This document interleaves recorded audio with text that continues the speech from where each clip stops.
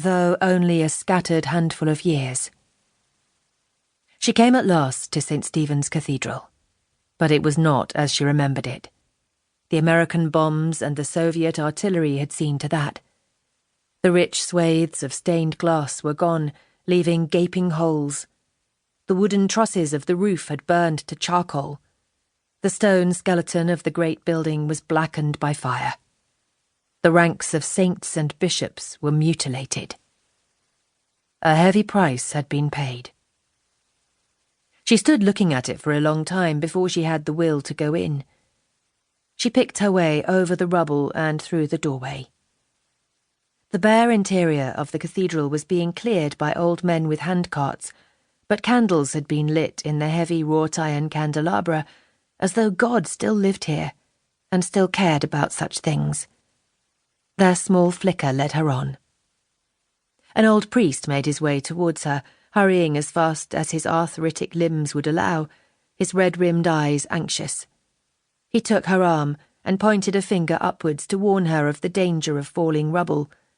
Men were up there, working on the roof, black spiders against the grey sky. She nodded to show that she understood. He pointed to the wooden collection box. She found a few shillings in her pocket and dropped them in. They landed inside with a hollow rattle that reverberated around the nave. Gutted as it was, the cathedral conserved its oral space. There was a hush between these walls, an echo that was somehow holy, despite everything. Every sound you made, every cough or scuff of the shoe was returned to you in a whisper, as though by a legion of phantoms. She made her way slowly to the altar, trying to remember how she had felt, what it had been like before the war. She stopped at last and looked up. The Gothic choir stalls were buried in ash. One night before Christmas, long ago, a choir had sung here, jewelled voices supported by the deep hum of an organ. Here she had stood and listened, entranced. She strained her ears now for the ghost of that music. But it had fled. If she was looking for something, it was no longer here. She would have to find it somewhere else.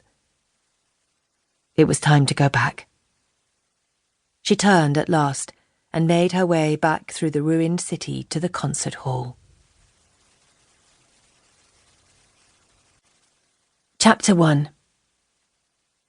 In the autumn of 1937, Papa sold the last Fabergé egg. It wasn't one of the most extravagant ones. Those, encrusted with pearls and emeralds, had all gone long ago, but it was the one that Papa had treasured most. The Tsar himself had given it to Papa before the Revolution.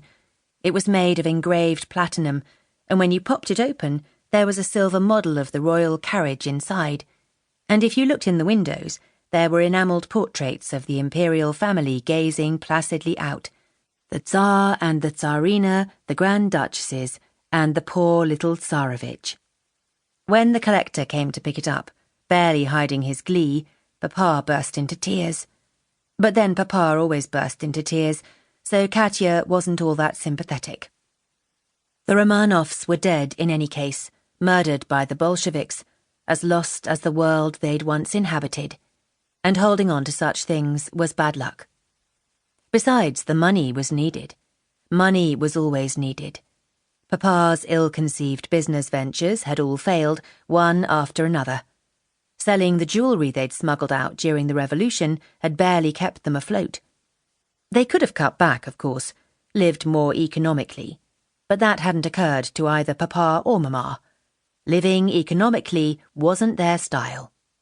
Their style was grand houses, grand hotels, grand clothes, grand gestures.